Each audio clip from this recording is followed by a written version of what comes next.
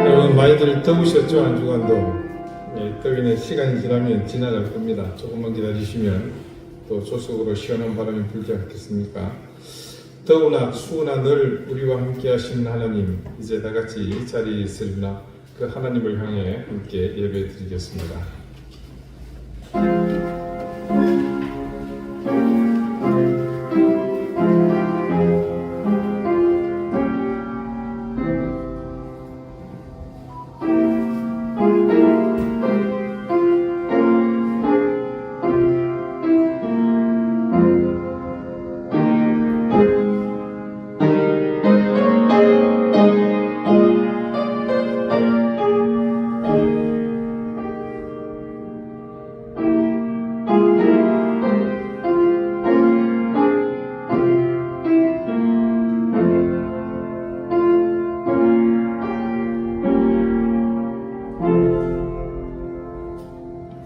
내가 여호와께 바라는 한 가지 일, 그것을 구하리니 곧 내가 내 평생에 여호와의 집에 살면서 여호와의 아름다움을 바라보며 그의 성전에서 사모하는 그것이라.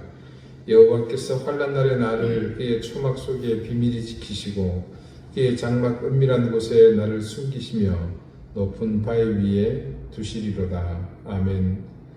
자유로우신 하나님의 은혜와 사랑으로 우리 인생은 살 길을 얻었고 우리의 영혼이 구원의 은총을 입었습니다. 우리가 운명적으로 영벌에 처할 그 사망의 권세를 깨뜨려 주셨고 온전한 구원의 자녀를 삼아 주심을 감사드립니다.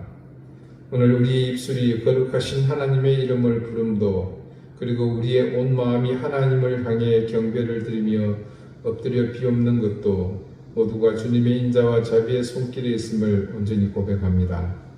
오늘 이 시간의 예배가 더욱 우리로 하나님의 은혜와 사랑을 기념하는 그런 자리가 되게 하시고 우리의 영혼이 그런 하나님의 은혜에 온전히 엎드리는 시간이 되게 해주십시오.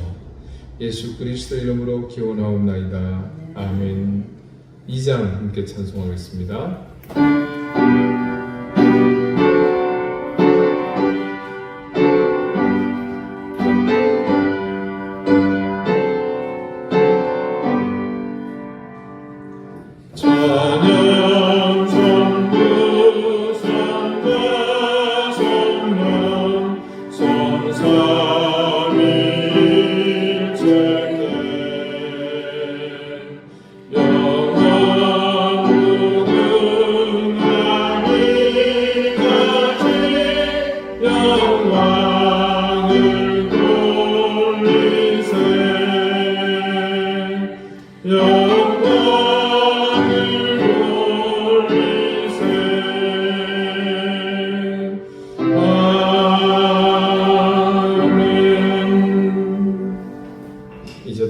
참여의 기도를 드리겠습니다.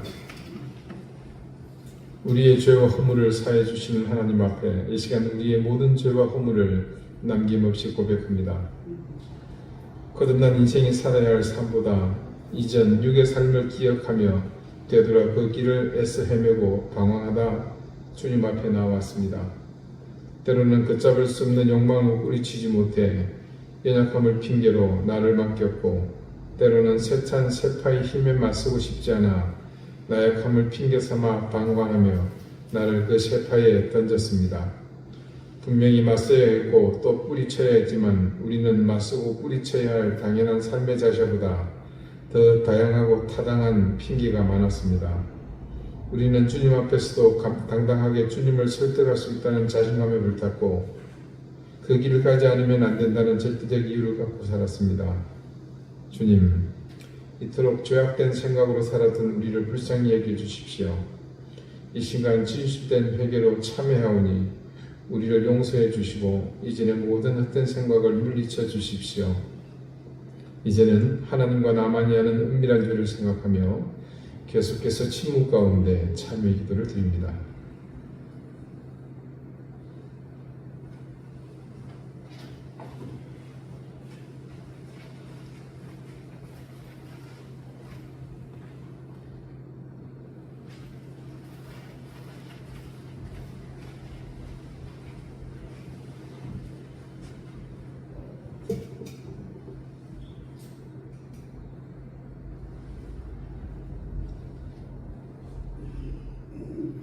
하나님께서는 자신의 부끄러운 죄를 솔직하게 고백하는 사람들에게 말씀하십니다. 내가 그들의 악행을 사하고 다시는 그 죄를 기억하지 아니하리라. 여호와의 말씀인지라. 아멘. 이제는 사도신경으로 우리의 신앙을 고백하오니 나는 전능하신 아버지 하나님 천지의 창조주를 믿습니다. 나는 그의 유일하신 아들 우리 주 예수 그리스도를 믿습니다. 그는 성령으로 잉태되어 동정녀 마리아에게서 나시고 본디오 빌라도에게 고난을 받아 십자가에 못 박혀 죽으시고 장사된 지 사흘 만에 죽은 자 가운데서 다시 살아나셨으며 하늘에 오르시어 전능하신 아버지 하나님 우편에 앉아 계시다가 거기로부터 살아있는 자와 죽은 자를 심판하러 오십니다.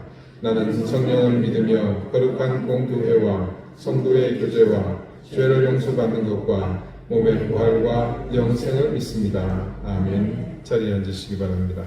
이제 함께 성시를 교독하겠습니다. 성시는 교동문 79번, 요한복음 15장입니다.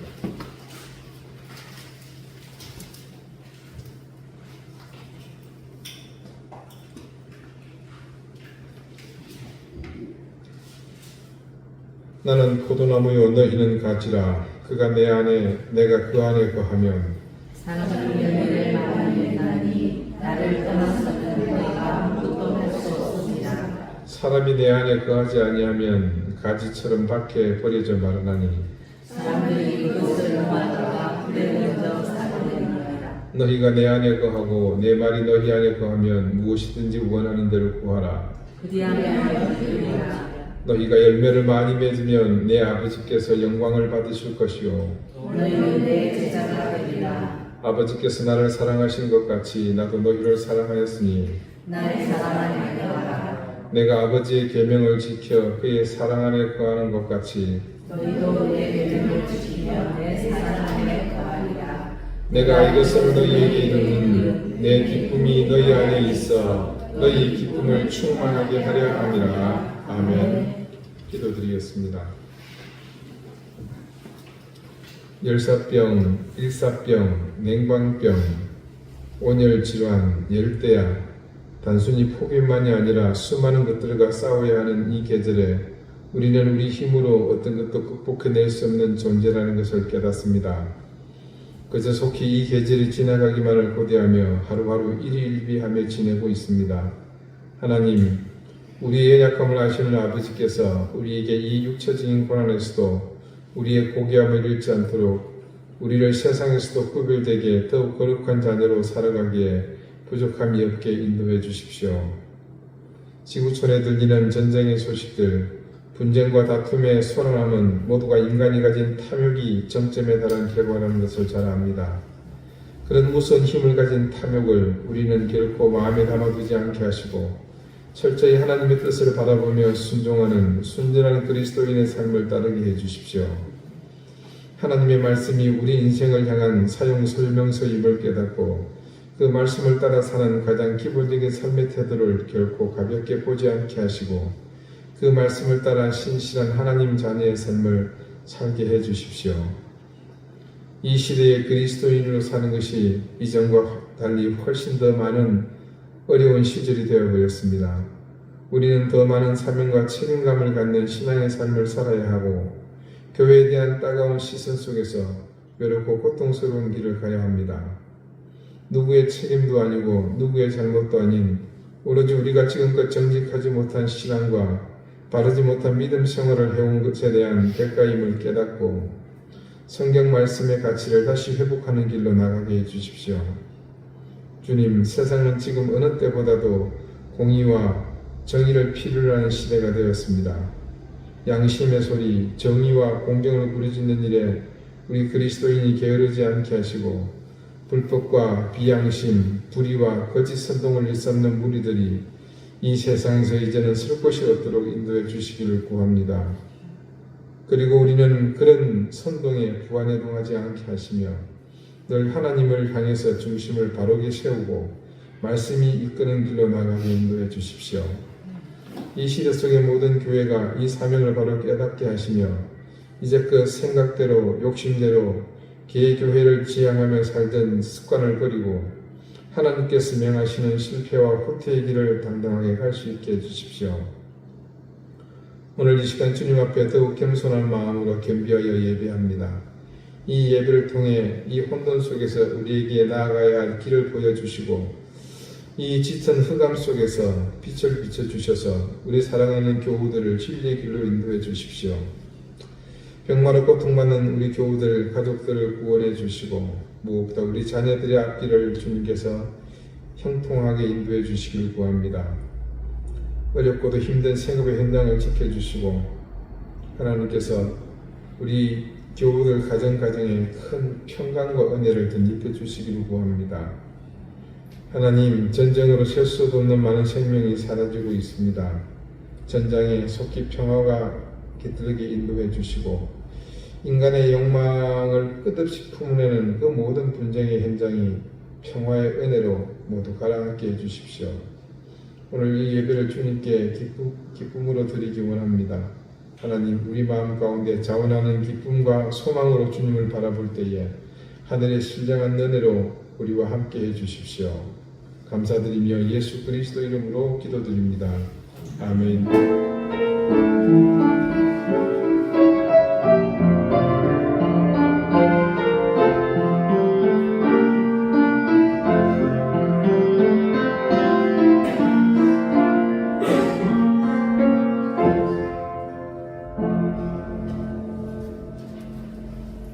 팔장 함께 찬송하겠습니다.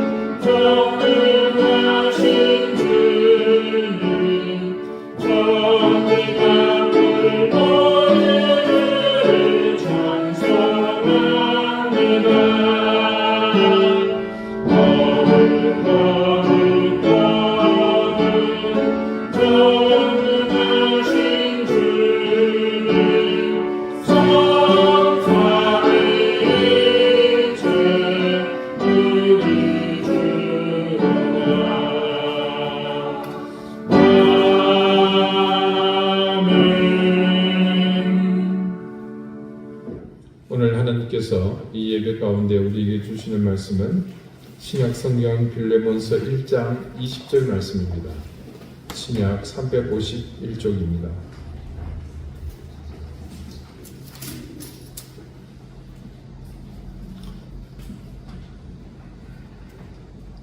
빌레몬서 1장 20절 말씀을 제가 읽겠습니다. 이제 다 같이 자리에서 일어나 하나님의 말씀을 경청하십시오. 오 형제여, 나로 주 안에서 너로 말미암아 기쁨을 얻게 하고 내 마음이 그리스도 안에서 평안하게 하라. 아멘. 자리에 앉으시기 바랍니다. 하나님께서 이 말씀으로 우리에게 은혜 주시기를 원합니다. 성경 말씀에 오늘 말씀의 제목이 너로 말미암아로 검색을 해보면요, 이 문단 그대로 6글자가 똑같이 포함된 본문이 창세기 3장에 제일 먼저 등장합니다. 창세기 3장 16절 17절 말씀을 제가 읽겠습니다. 또 여자에게 이르시되 내가 네게 임신하는 고통을 크게 더하리니 네가 수고하고 자식을 낳을 것이며 너는 남편을 원하고 남편은 너를 다스릴 것이니라 하시고 아담에게 이르시되 네가 네 아내의 말을 듣고 내가 네게 먹지 말라 한 나무의 열매를 먹었은즉 땅은 너로 말미암아 저주를 받고 너는 네 평생에 수고하여야 그 소산을 먹으리라.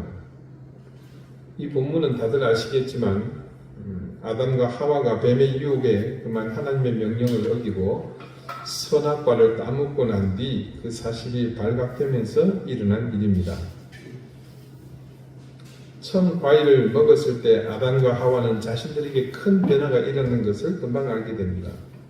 눈이 밝아지면서 이게 시력이 좋아졌다 이런 뜻이라기보다는 굉장히 좀 형이상학적인 뜻이 있겠죠. 이전에 보이지 않던 것이 보이게 되었습니다.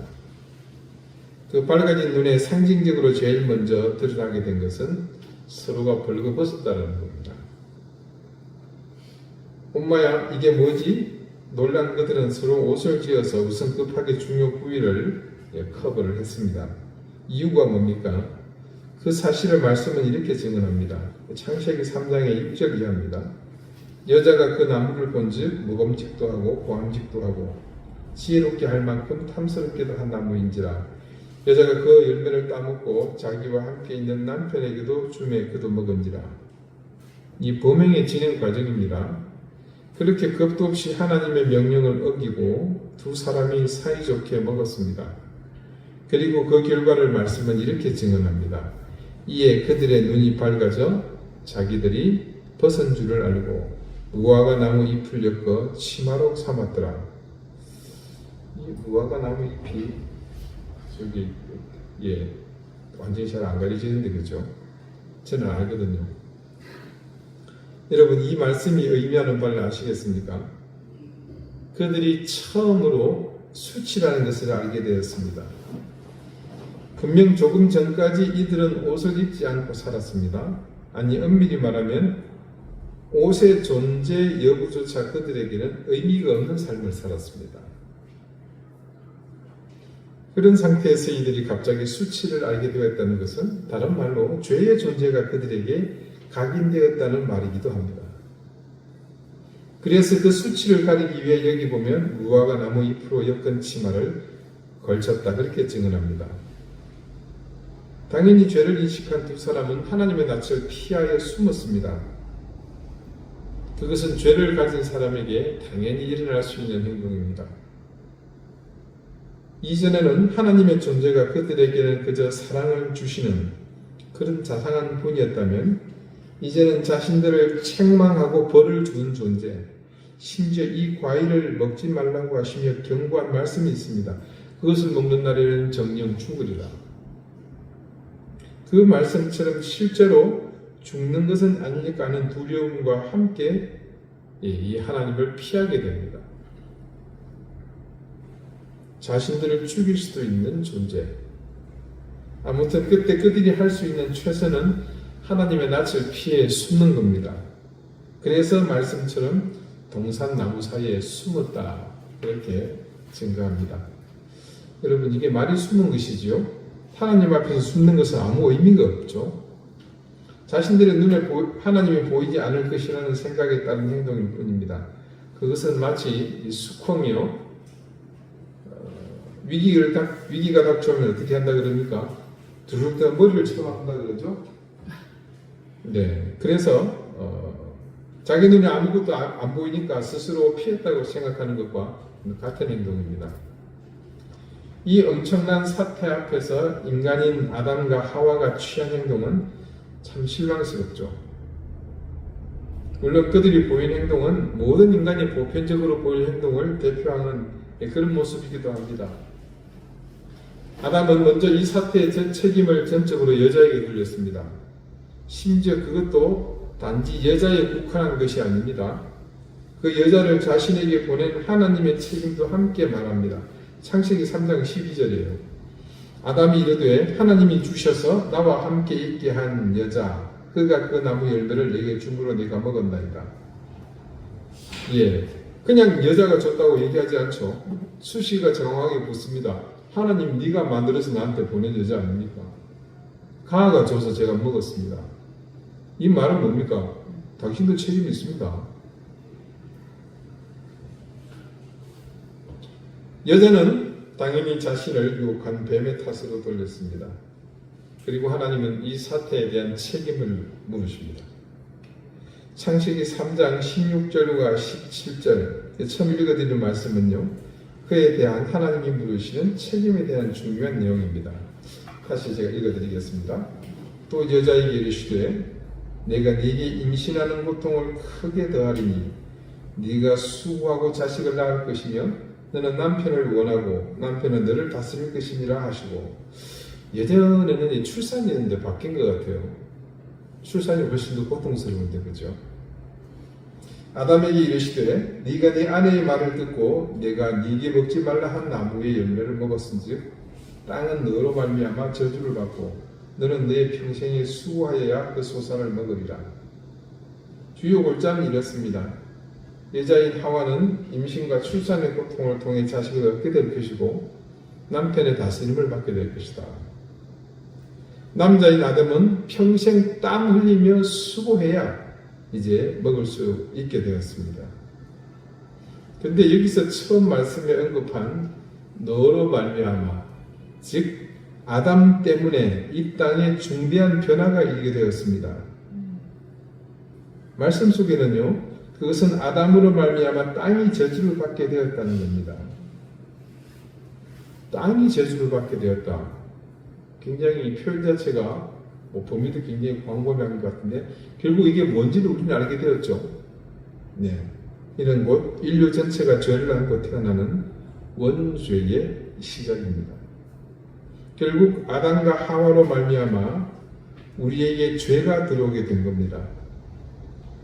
그런 의미에서 성경 최초로 기록된 너로 말미암아 이 6글자는 실로 엄청난 불행의 시작을 알리는 말씀이었으며, 여기서 지목한 너는 정말로 불행한 인류의 조상 딱 그 자체였습니다. 여러분, 그런데요, 너로 말미암아를 검색했을 때 두 번째에 나타나는 본문은 또 참 흥미롭습니다. 그것은 창세기 12장 1절 이하입니다. 여호와께서 아브라함에게 이르시되 너는 너의 고향과 친척과 아버지의 집을 떠나 내가 네게 보여줄 땅으로 가라. 내가 너로 큰 민족을 이루고 네게 복을 주어 네 이름을 창대하게 하리니 너는 복이 될지라. 너를 축복하는 자에게는 내가 복을 내리고 너를 저주하는 자에게는 내가 저주하리니 땅의 모든 족속이 너로 말미암아 복을 얻을 것이라 하신지라. 땅의 모든 족속이 너로 말미암아 복을 얻을 것이라 하신지라. 이 아브라함이 여호와의 말씀을 따라갔고 롯도 그와 함께 갔으며 아브라함이 하란을 떠날 때에 75세였더라. 창세기 12장은요 바로 그 직전 11장, 그러니까 노아의 홍수 이후에 인류가 다시 타락합니다. 그래서 결국에는 어떤 짓을 벌이죠? 하나님과 맞서 보겠다고, 요즘 애들 말로 맞짱 한번 떠보겠다고 뭐합니까? 바벨탑을 건설하지 않습니까? 그러자 하나님께서 진리에서 그것을 무너뜨리시고 언어를 흩어버리셨죠. 예. 그것 때문에 지금도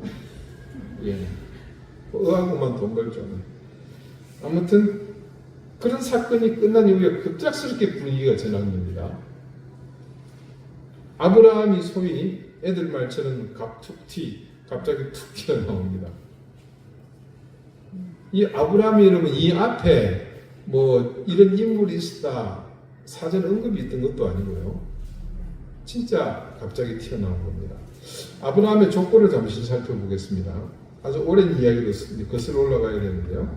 노아 때입니다.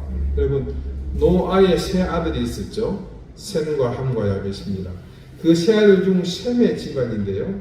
셈의 아들이 보니까 엘람, 아수르, 아르박삿, 롯, 아람 이 5명입니다. 여러분 이 들으니까 조금 머릿속에 좀 혼돈이 오시죠? 아수르니 뭐 아람이니 뭐 이름들은 다 나중에 이스라엘의 대적이 되잖아요. 그죠? 근데 거슬러 올라가 보면 뿌리는 같습니다. 자, 이 5 아들이요 아주 주축을 이루는 세계사의 유명한 아들들입니다. 언제요? 기원 이전에 모두가 지금 이스라엘이 있는 지역과 터키 그리고 이란과 이라크가 있는 이 일대에 주축을 이루던 인물들이었습니다. 물론 이는 모두가 기원전의 일입니다만 그런데 셈의 5 아들 중에 넷째인 아르박삿은요 나라를 세우지 않고 떠돌아 다닙니다.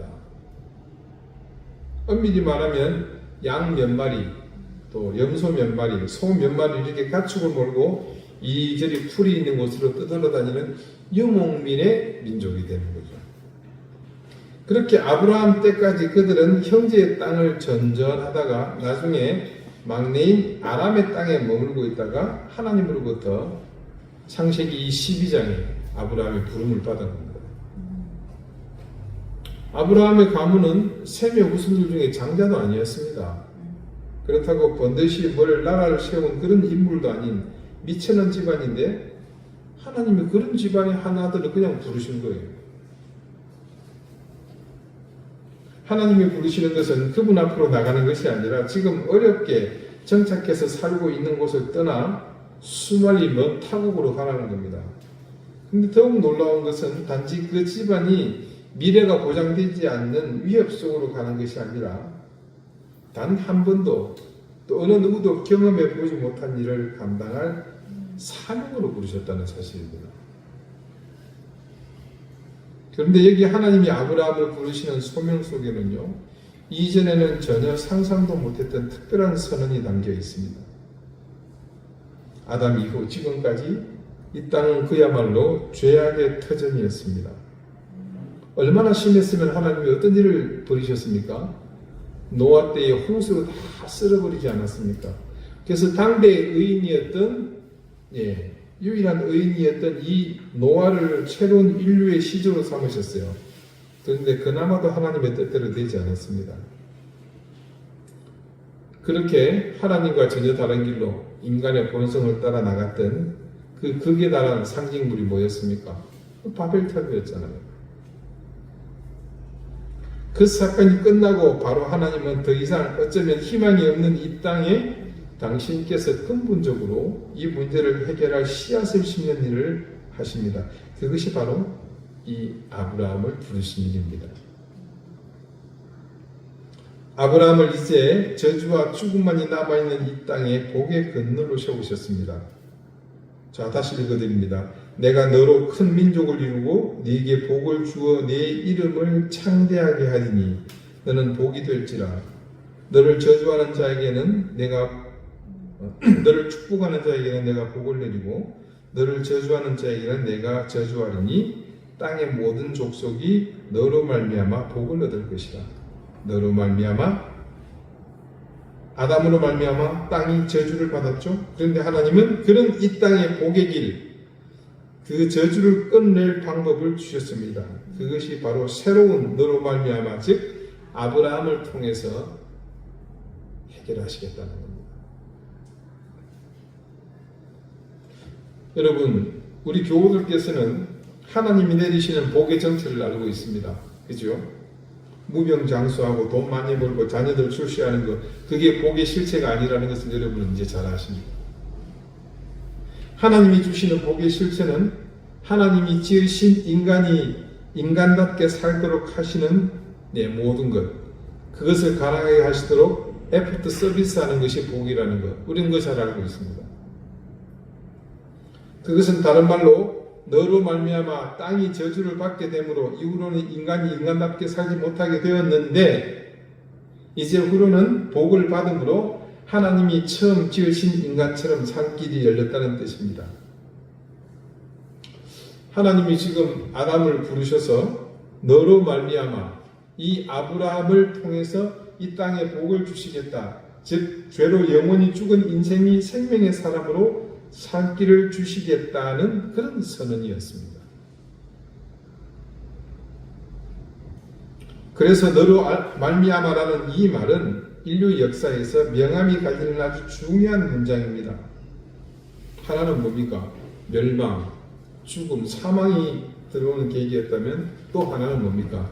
그것으로부터 우리가 벗어나는, 구원을 받는 생명의 길이 열리는 계기였습니다. 오늘 본문 말씀의 바울은 중요한 누군가의 역할을 말하고 있습니다. 너로 인해서 마음의 기쁨을 얻게 하기를 바라고 있습니다. 그리고 바울은 자기 마음이 그리스도 안에서 누군가 때문에 평안하게 하기를 바랍니다. 자, 여러분 한번 상상해 봅시다. 바울이 수감되어 있는 감옥에 어느 날 교도관이 노크를 하더니 신이 받아라 라고 말하더니 한 죄수를 들여밉니다. 그때 바울이 보자마자 무슨 생각을 했겠습니까? 아싸, 전도 대상자다. 네. 그렇게 생각하면서 반갑게 맞았겠죠. 바울의 수감 상태에 대해서는 여러 가지 설이 있습니다만은 아마도 근처에 수감된 죄수나 간수들 모두가 이 바울에게 전도되지 않았을까 싶습니다. 그런 가운데 신입이 들어왔어요. 언제나 마찬가지지만 호구조사가 진행이 되겠죠. 너 어느 나라 출신이냐? 어느 민족 출신이냐? 무슨 족이냐? 그러면 그 나라에서도 어느 지역 출신이냐? 부모는 뭐 하는 사람이냐? 이 전공은 뭐냐? 결혼은 했느냐? 형제는 어떻게 되느냐? MBTI 유형은 또 뭐냐? 그렇게 시간도 많고 할 일도 없는 죄수들이 신입에게 오한 질문을 퍼부어 댑니다. 그런 바울이 듣다 보니까 얘가 지금 여차저차한데 골로새에서 주인에게서 도망 나왔다는 얘기를 듣고는 깜짝 놀랍니다. 아무리 생각해봐도 이 빌레몬의 집 같거든요. 빌레몬이라는 이름이 여럿이 있을 수 있습니다. 예. 여러분, 제 이름이 굉장히 독특하죠. 근데 제 이름 가진 사람 제가 몇 사람 만나본 적이 있습니다. 똑같은 이름. 신기하죠? 저희 집사람 이름은 뭐 천지 빽깔이에요. 네. 아무튼 동명이인일 수 있으니까 구체적으로 묻습니다. 야, 혹시 거기 파란 대문집 맞냐? 거기 집 왼쪽으로 조금만 더 가면 그 개울 하나 있지. 담벼락에 목련나무 있지. 부인 이름이 아비야, 아들은 아키포 맞지? 자, 여러분, 바울이 자기에게 묻는 이 말에 오네시모가 기분이 어땠을 것 같아요? 아마 10년을 감수했을 겁니다. 묻는 한마디 한마디가 자기 집주인을 가리키는 것이 분명하거든요. 자, 그러면 뭐가 어떻게 됩니까? 자기가 도망친 노예라는 신분이 이제 드러나잖아요. 그거는 지금 그 교도소 저기 행정 카드에만 적혀 있는 비밀 내용입니다. 여기서 주인의 지인을 만난다는 것은 이 도망 노비에게 어떤 의미겠습니까? 바울이 어떤 사람인지 모르는 오네시모는요, 점점 자기 주인을 잘 아는 것이 질문을 통해서 드러나게 되면서 이제 나는 꼼짝없이 죽었구나라고 생각하지 않았겠습니까? 오네시모가 무슨 생각을 하든 말든 바울은 점점 자기가 묻는 말에 대답을 따라 확신했을 겁니다. 결국 여러 질문 끝에 이 오네시모의 주인이 자기가 아는 그 빌레몬이 맞았습니다. 오네시모의 기분이 어떻든가 말든가 바울은 얼마나 반가웠겠습니까? 오네시모가 빌레몬에 놓여있다는 것을 알았을 때 바울이 어떤 기분이 들었겠습니까? 빌레몬서 전체를 보면서 드는 생각입니다만은 빌레몬은 바울의 제자였고 그는 또한 바울의 제자로서 스승의 얼굴에 먹칠할 사람은 아니라는 것도 우리는 짐작합니다.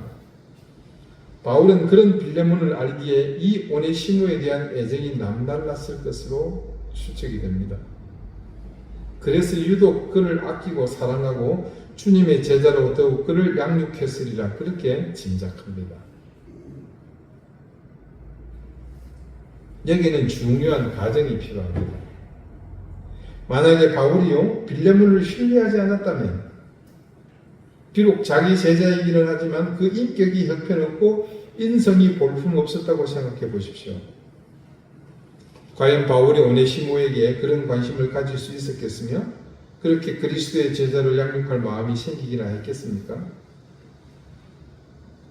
어쩌면 오네시모라는 노예는 바울을 잘 만난 것도 행운이지만 그 전에 그는 이미 훌륭한 주인을 모시고 있는 앞서서 행운을 누리고 있던 자였습니다.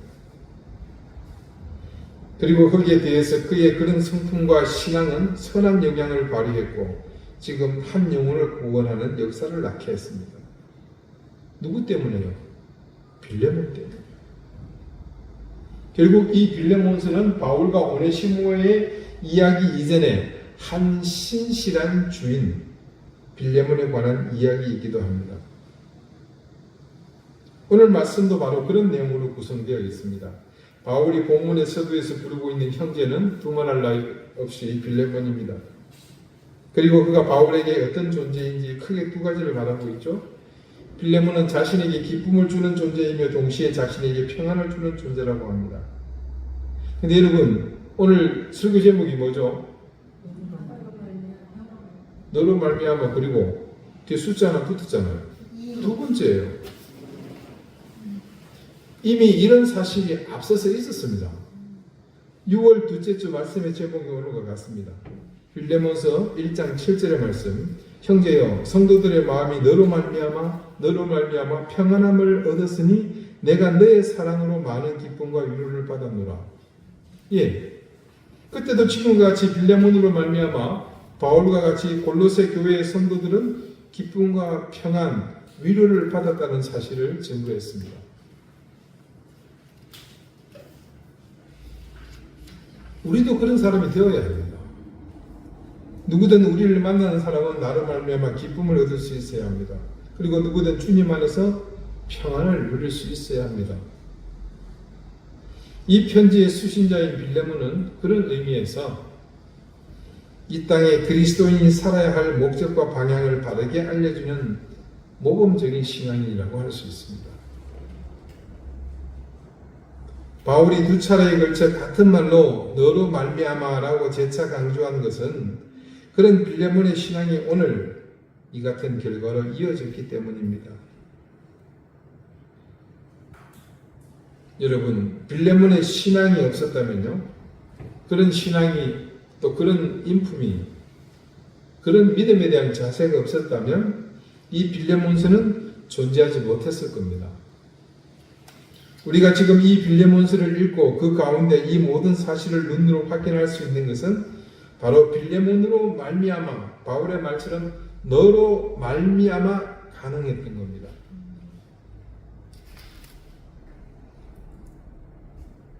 우리 사랑하는 이등교회 성도 여러분, 저의 자랑이자 하나님의 면류관인 여러분, 6월 15일 주일 똑같은 제목의 말씀을 매듭 지으며 여러분을 이렇게 부르고 강조했던 것을 혹시 기억하시겠습니까?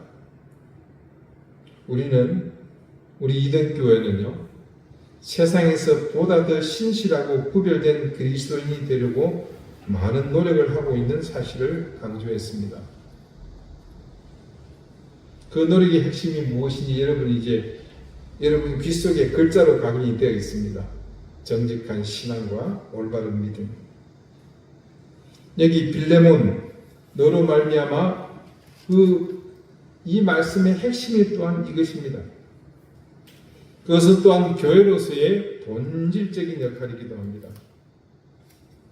그래서 우리가 그렇게 나아가기를 애쓴다면 우리의 노력은 결코 헛되지 않으며 그것은 우리의 일상을 통해 앞으로 우리 이웃을 통해 혹은 그리스도를 알지 못하는 가족들을 통해 반드시 우리의 존재가 기쁨과 평안으로 나타날 것이며 궁극적으로는 그런 일을 통해서 어떤 역사가 일어나겠습니까? 구원에 이르는 은혜의 역사가 일어나게 될 것입니다. 우리의 신앙이 정직하지 못하고 우리의 믿음이 올바르지 못하면 그런 그리스도인들은요, 이 세상에서 존재감이 있을 수가 없습니다. 지금 세상은 우리의 피부로 직접 체감할 정도로 너무나 악하고 몸살이 쳐질 정도로 인간들의 죄악이 만연해 있습니다. 거기에 더해서 더욱 불행한 일은 뭡니까? 그 가운데에 수많은 그리스도인들이 그 일에 함께 참여하고 있다는 사실입니다. 그런 현실은 다른 의미로 그리스도인으로 말미암아 기쁨과 평안을 기대할 수 없는 세상이 되었다는 뜻이기도 합니다. 참 안타까운 일이지 않습니까? 그래서 지금 우리의 이런 노력은 더욱 간절하고 보다 가치 있는 믿음의 삶이라고 저는 생각합니다.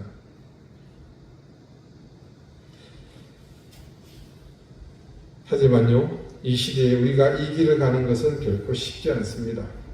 앞서 기도 시간에도 잠시 그 말씀으로 기도했습니다마는 그것은 외롭고 고독한 길이며 심지어 고통을 감내해야 하는 길이기도 합니다. 그러나 절대 우리가 포기해서는 안 됩니다. 주님은 그 길을 가는 우리에게 우리가 그 길을 가기로 작정하고 그렇게 살기를 다짐할 때에 분명히 우리에게 힘을 주실 것이고 머뭇거리고 있을 때 자신감과 용기를 더해 주시며 그리고 사명감을 더해 주실 것입니다. 저는 그런 여러분의 삶을 통해 분명 누군가에게 평안이 전해질 것이고 또한 여러분의 사랑으로 많은 기쁨을 줄 것이라 저는 확신합니다. 저는 그런 여러분의 인생을 응원합니다. 그런 여러분의 믿음과 신앙을 응원합니다. 하나님께서 그런 여러분의 모든 삶을 바라보시며 여러분을 그런 하나님의 자녀로 인도해 주실 것을 저는 믿습니다.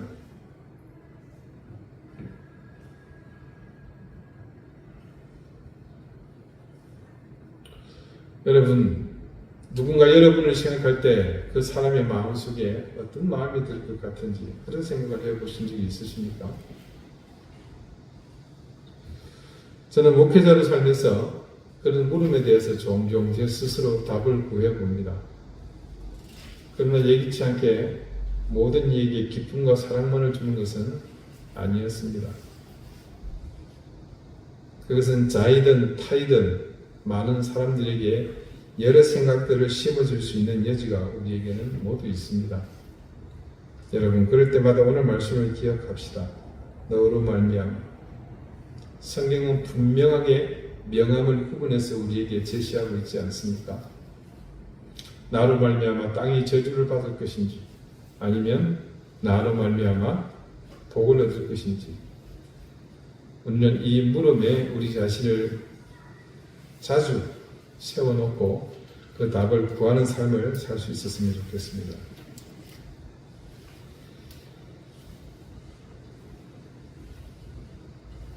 기도드리시겠습니다. 하나님, 우리는 누군가에게 어떤 사람이 되고 싶었습니다. 그러나 결국 우리의 한계 때문에 그 벽을 넘지 못하고 늘 후회하는 인생으로 살았습니다. 하지만 그것은 우리의 노력으로 이룰 수 있는 것이 아니라 하나님의 말씀을 따라 신실한 신앙의 사람, 정직하고 올바른 신앙과 믿음을 가질 때 이루어지는 것임을 믿습니다. 세상은 이전보다 더욱 악이 성행하며 그 가운데 그리스도인들도 함께 참여하는 세상이 되었습니다. 그래서 오늘 우리가 걸어가야 하는 이 길은 더욱 무겁고 고통스러운 길임에 틀림없습니다. 그러나 우리가 그것을 잘 감당할 때 세상은 우리로 말미암아 기쁨과 평안이 넘치며 그렇게 구원의 은혜가 더욱 힘을 얻을 것임을 믿습니다. 주님, 우리와 동행해 주시고 약속한 은혜와 복, 힘과 용기를 더해 주시며 우리의 사명을 다하게 해주셔서 우리가 틀리지 않았음을 주님께서 분명히 세상 가운데 증명해 주십시오. 예수 그리스도 이름으로 기도드립니다. 아멘. 351장 함께 찬송하겠습니다.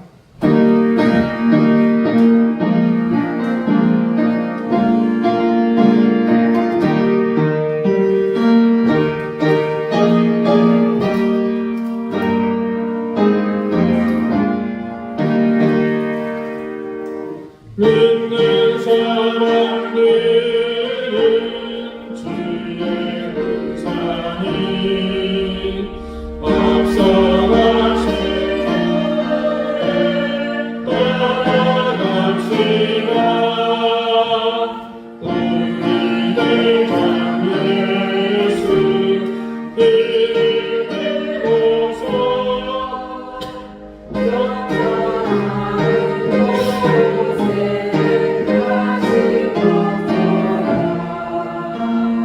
믿는 사람들은 주의 은사니 앞서가신 주를 따라갑시다. 원수가 기도를 종전하리니 예수의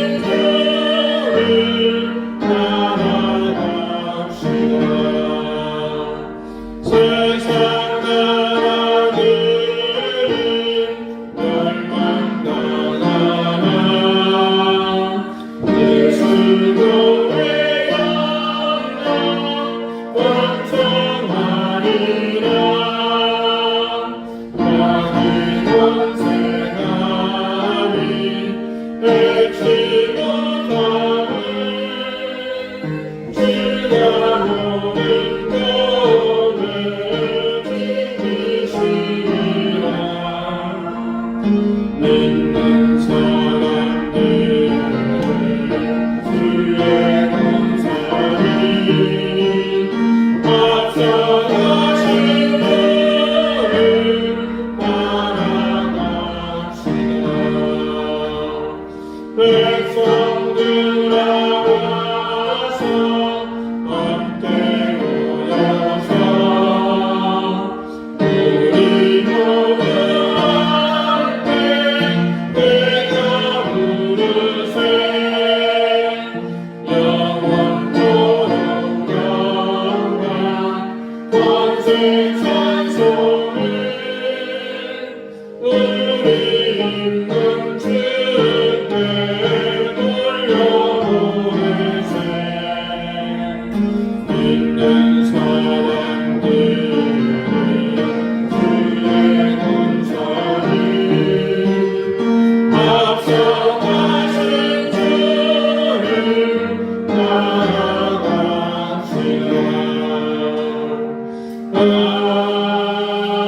아멘. 하나님의 은혜와 사랑을 감사드립니다. 하나님께서 우리에게 베푸신 은혜를 기억하며 그 사랑을 감사하는 마음으로 하나님께서 주신 것 중 일부를 구별하여 하나님 앞에 드렸습니다. 그것이 우리의 정성과 사랑, 감사와 헌신을 담았으며 우리의 삶을 함께 담아드립니다. 하오니 주님 드린 손길의 마음과 정성, 그 삶과 인생을 받으시고 하늘의 신령한 은혜와 땅의 기름진 복을 넘치게 더해 주십시오. 생업에 복을 주실 뿐만 아니라 자녀들의 길을 형통하게 하시며 하나님 무엇보다 간절히 구하옵는 것은 질고를 주님께서 모두 물리쳐 주시기를 기도합니다. 그 병마의 근을 모두 물리쳐 주시고 뿌리째 뽑아 주시고 속히 회복하며 강건하여져 하나님이 처음 보시기에 좋았다라 하신 그 모습으로 회복될 수 있도록 인도해 주시기를 구합니다. 교회를 위해 섬기며 수고하는 손길들을 기억하사 복을 더하시고 은혜를 더하시며 오늘 예배하고 돌아가는 모든 손길의 걸음이 복되고 아름답고 선하게 인도해 주십시오. 감사드리며 예수 그리스도 이름으로 봉헌 기도드립니다. 아멘. 예, 교회 소식 몇 별다른 건 없습니다. 기도 제목들을 기억하시고 특별히 환우들을 위해서 많이 좀 기도해 주시면 좋겠습니다.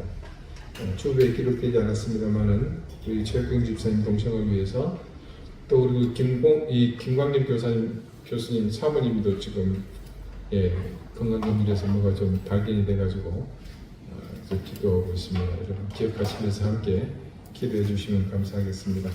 다 같이 자리에서 일어나셔서 앞뒤 좌우에 계신 분들과 함께 다정하게 인사를 나누시겠습니다.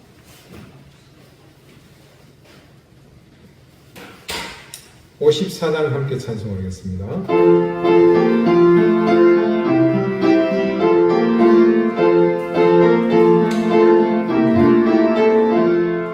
주여 복을 구하오니 편히 가게 하시고 사랑과 주례로 이기도록 하시고 광야 같은 세상에서 항상 인도하소서.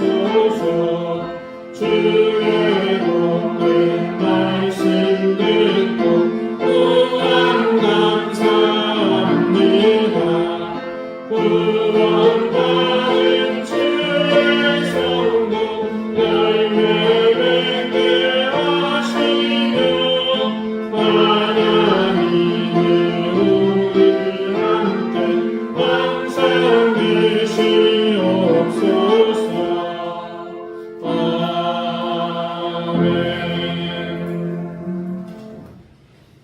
이제는 예수 그리스도의 은혜와 하나님의 사랑과 성령의 교통하심이 우리로 말미암아 세상이 기쁨과 평안 그리고 나아가 구원의 은혜를 얻기를 소망하는 우리 사랑하는 이덴 교회 모든 성도들과 저들의 가정과 주신 귀한 자녀들 위해 이제로부터 영원토록 항상 함께 하시기를 간절히 축원하옵나이다. 아멘.